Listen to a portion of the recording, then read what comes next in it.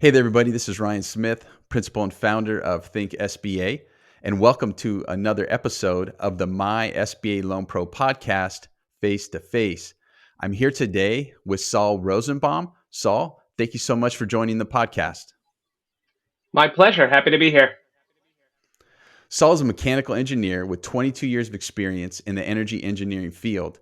He has operated his own engineering firm for the last 15 years called SR Engineering and Consulting.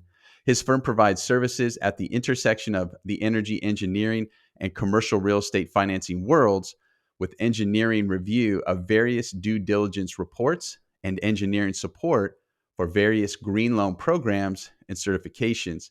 The reason I have Saul on the program today is I want him to specifically speak about the assessments he prepares for business owners who are buying owner-occupied real estate through the SBA 504 program. Saul, tell us a little bit about your background and how you got to this point in your career. Excellent. Well, right out of engineering school, I went into the energy efficiency world, and perhaps there was a little bit of naivety that I didn't really look into it.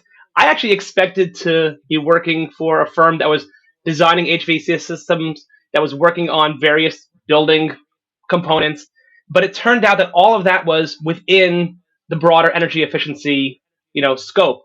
And so all of these things were, how can we save energy? How can we help them in the long run with lower their costs and their ROI? And I think that was sort of my first entry into the whole commercial real estate world without really knowing it. But I worked on very large energy savings performance contracts for federal facilities. I then went into business development for a utility company. And it was after that that I opened my own firm doing a lot of energy audits at the beginning, working on a smaller scale with some of those energy efficiency projects, and then slowly morphed into the due diligence world, which led me to where I am today, working with building owners on various due diligence assessments, various green loan programs, and as you said, specifically the 504 Green program. What qualifies you from an SBA perspective to prepare and provide these assessments to business owners and for SBA 504 loans? Right. What's actually interesting is I've read through the SOP that the SBA puts out for this program, and there's actually no specific, I have not seen that there's a specific qualification one needs to have. I believe it comes really from experience. I do have the engineering degrees. I'm a licensed professional engineer in the multiple states. I'm a certified energy manager. So I think if you want specific qualifications, these types of programs would generally fall under one of those.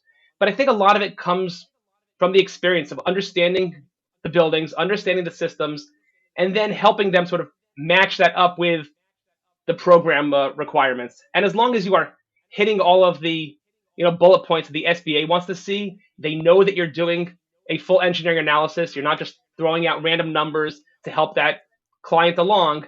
They're okay, and they're going to start to approve your reports. So, talk to us about what the SBA is looking for in your report from a high level. Okay. So they're really looking for two things.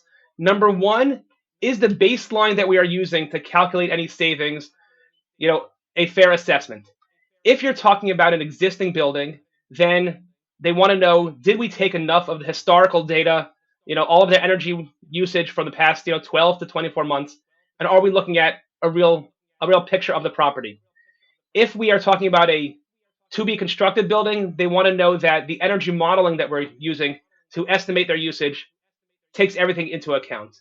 Once we have that, then I'm sure we'll get into the pathways that you have for compliance. They want to know, okay, how did you come up with these calculations? And so what we do in our reports is we're very open with, here are the variables that we use. This is how we came up with our numbers.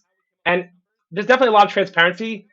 I think we had one report that came back from the SBA just because it was a unique situation. They said, hey, we'd also like you to add this into the consideration. But otherwise, we've never had a problem with them accepting what we've all of our engineering calculations that we've submitted to them. Got it. Thank you. And so, what I'm going to do right now is just take it back a notch and explain to the audience that what Saul allows you to do is unlock additional SBA guarantee funds through the SBA 504 guarantee program. What does that mean? Let's just use an example I'm currently working on. I have a business owner who currently has $5 million in SBA loans. He cannot obtain any more SBA guaranteed funds through the SBA 7A program. However, he's now been presented with the opportunity to buy owner occupied commercial real estate for $4 million. And his question to me was, hey, Ryan, can I use an SBA 504 loan? And I said, yes, we can through the SBA Green program. And I'm going to simplify it and I'm going to ask Saul to explain it in depth. But as far as I know, what the SBA allows is for a business owner to extend their SBA guarantee portion up to approximately $15 million in 3 tranches via improving the energy efficiency of a property that they will either build or buy. Now, Saul, you go deeper than that. Right, absolutely. I think the first part that's really important to highlight is that there is no advantage when it comes to the terms of your loan of a standard 504 versus the 504 green. The only reason one would do it is, as you mentioned, to sort of extend the funding. It does go a little bit higher than you mentioned. You said 15 million. It actually goes to 16.5 million in total, and it's a maximum of 5.5 million dollars per loan. Until the end of last year, it was generally understood and interpreted by the SBA that you could only do 3 loans, each up to 5.5 million, to hit that total 16.5. They've actually changed the way they approach that, and you now can have multiple loans. You can have 7, 8 loans, whatever you want, as long as in aggregate they're under that 16.5, and no single one is more than 5.5 million. And I think what we used to see, because people were seeing it as 3 additional loans of 5.5 million each, it was predominantly larger projects. And so you see a lot of hotels. We had a childcare facility where they're adding a building last year. A indoor trampoline park that used this as well. So it was always bigger facilities. We're talking 50, 60,000 square foot facilities.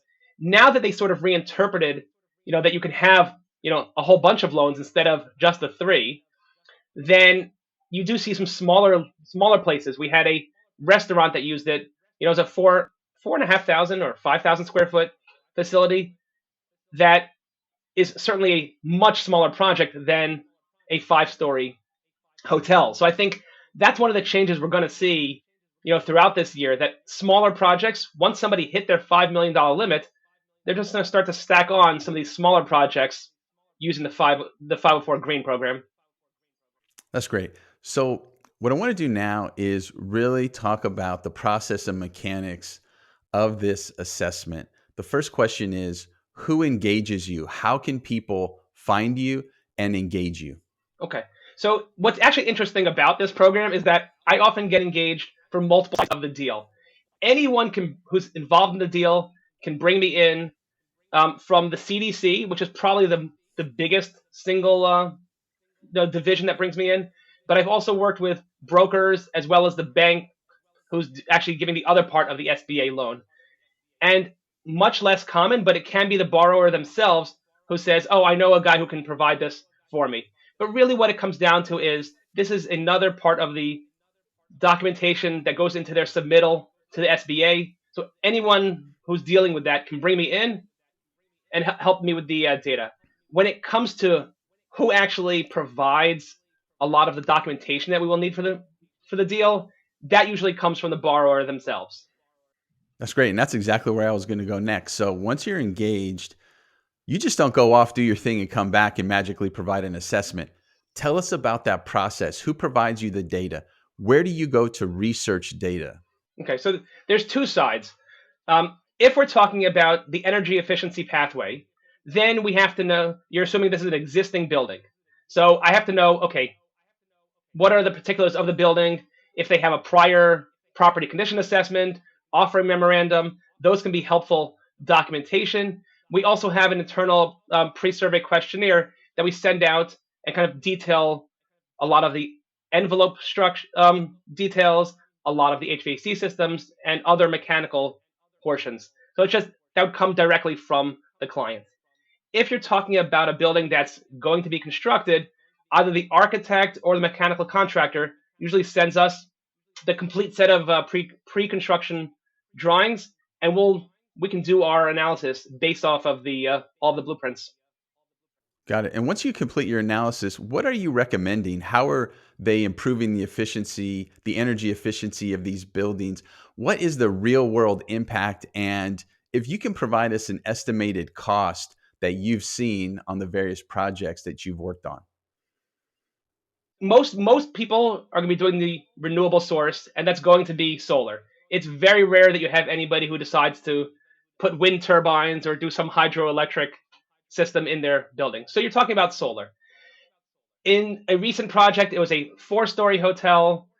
They had to, I believe the final calculation came out to about a 100 kilowatt system.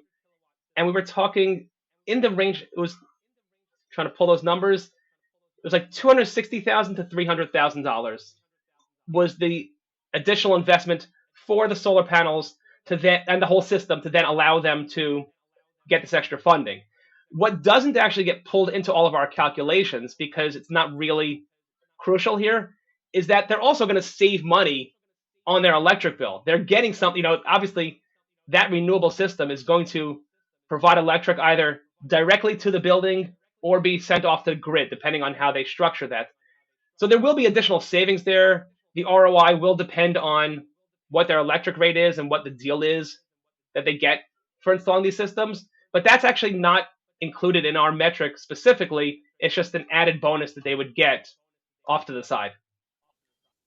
Got it. So you're not really including what the return on investment is. What you're focusing in on is how do you improve the energy efficiency? You're collecting the data, you're providing the data, and then you're providing this assessment. Once you provide the assessment, what's your process? Who do you work with to make sure that your assessment is received and approved or accepted by the SBA?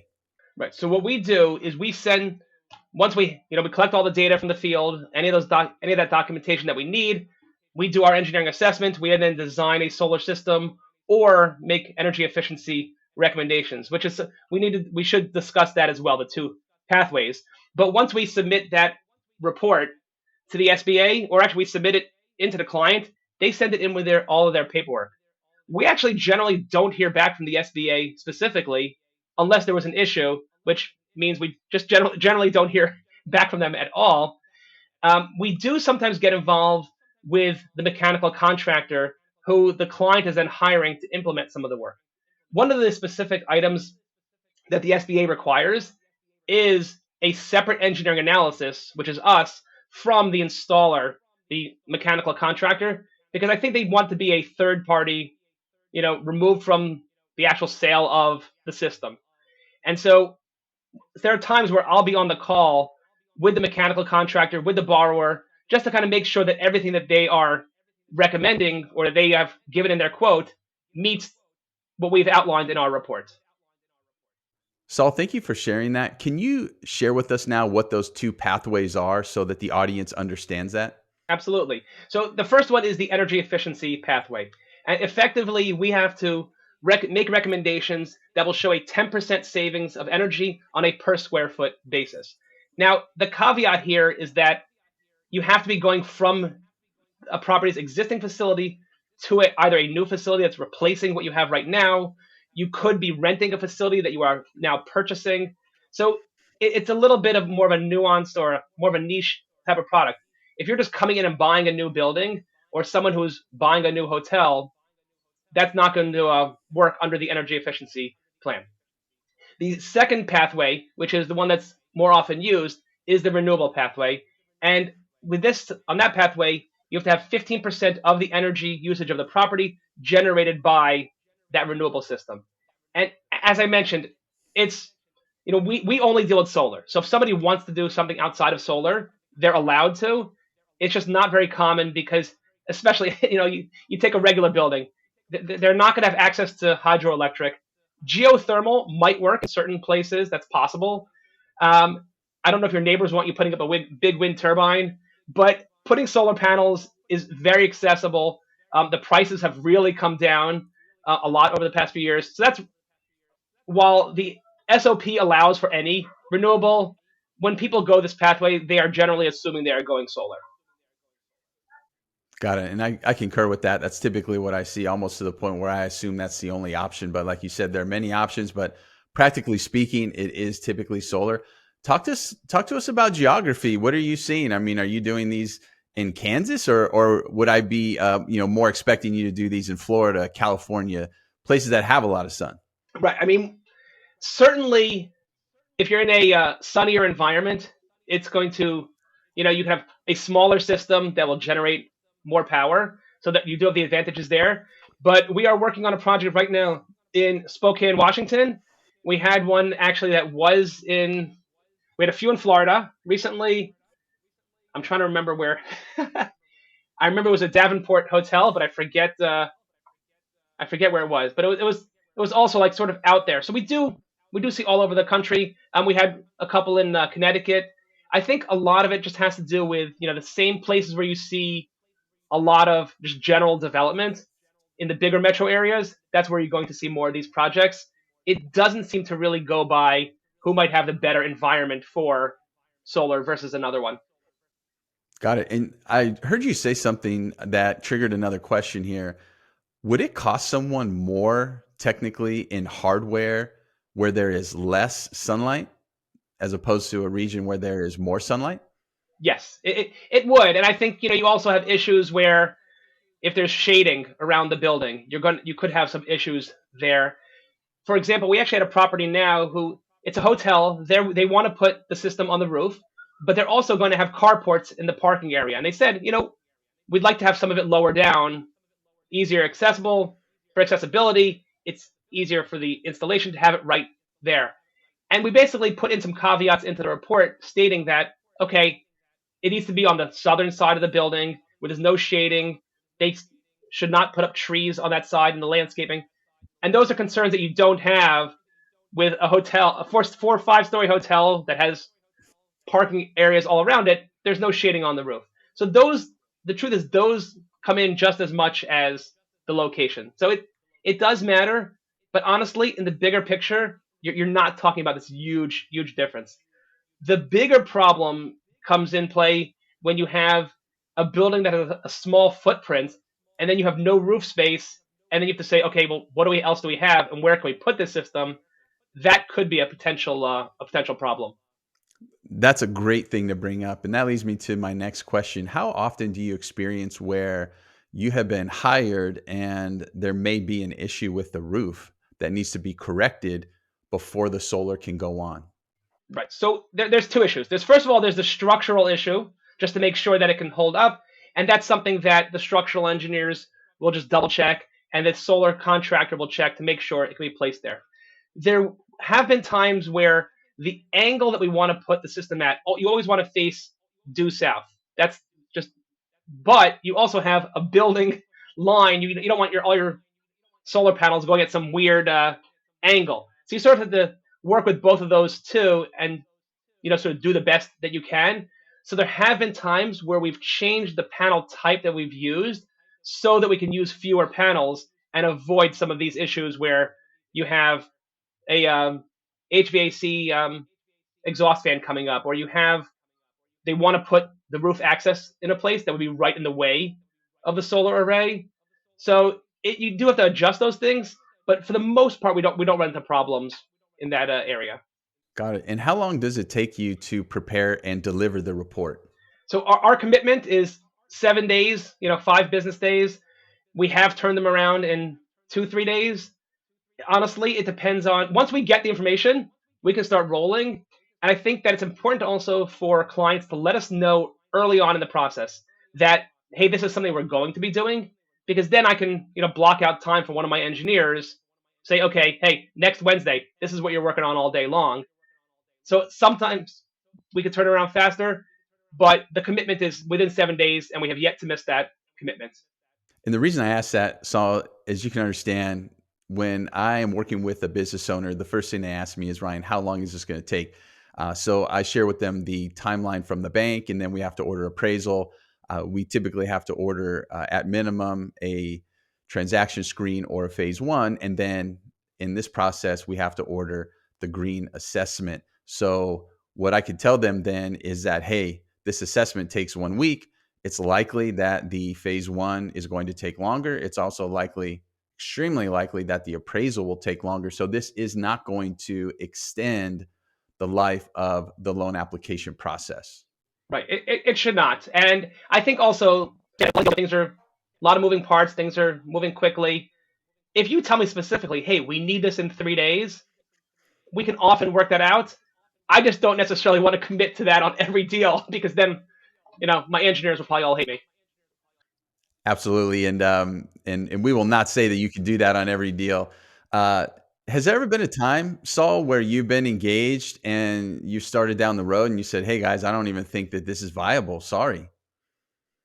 Not for the 504 program. No, they've all come out and been totally fine. I have seen there are other green loan programs that we work with. For example, the Fannie Mae and Freddie Mac program. And I always tell people, I'm like, I can always make you qualify under the program rules. It just may not be financially reasonable to do so. And so, yes, there are always any of these programs are going to have, some ups and downs in them. But specifically with the 504 program, we have not had any issues. And I think that's because the level, the 15% energy generation is fairly reasonable. And you're also dealing with properties that have open space on the roof to be able to accommodate these systems. And so you don't really run into situations where you start going down that road and you're like, oh, wait, this is not going to work. Got it. And this just came to mind. Have you run into any impediments with municipalities, and or on the other end of the spectrum, have there been other, I would say, incentives from local authorities to have the solar panels put on? Right. So I personally have not run into issues with different municipalities. Where that comes into play is if you're looking at it from an ROI standpoint, there are different municipalities and different utilities that allow net metering, some of them don't. And so what the deal is with the utility company certainly affects the ROI, but it won't necessarily affect what we would be doing. In terms of other programs, that's actually a good question because I know, like I had mentioned, the Fannie and Freddie Mac program, people make agreements for what they're going to install from a green standpoint, but they don't care how you fund it. And so if there's a local municipal program that says, "Oh, sure, we'll give you 25% of the bill," they're totally cool with that. I'd actually have to double check. That's a good question. Whether the SBA cares who pays for it, I have a feeling that they probably do not, because what they want to do is say, "Hey, you need to put this system on the roof. This is what you've agreed to, the 15% generation. How you actually fund that probably doesn't matter to them all that much, but that is something that I will check into. So I know that the SBA can finance those improvements into the loan, but what you said there actually was amazing. And I don't think that the SBA would disqualify outside funds coming into the project. That's something maybe we should look up. And I'll look that up. You can look that up, Saul. And then what we can do is we can put that in the episode notes so that if someone gets to this point, they have that question themselves, they can read the episode notes.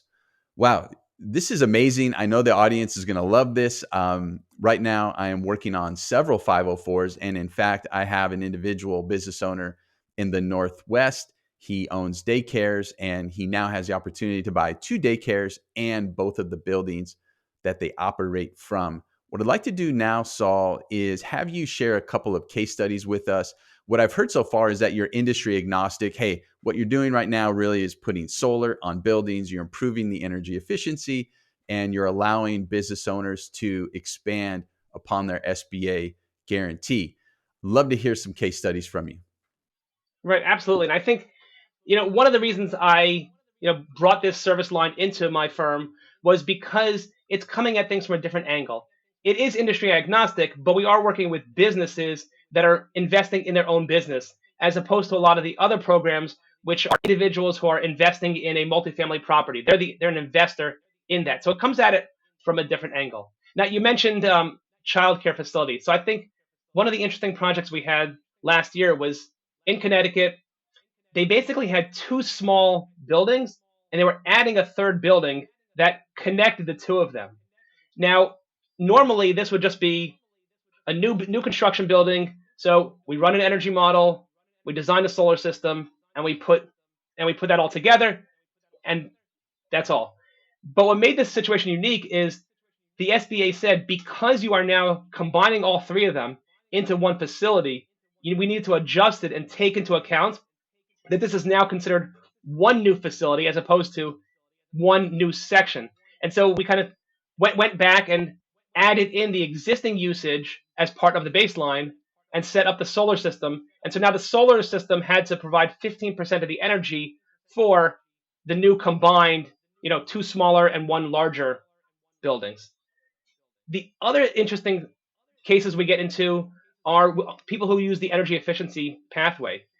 And what you run into sometimes is that if you're doing a major renovation, I always tell people, don't start adding in new projects. Tell us everything that you're doing with your renovation. What does the whole project entail?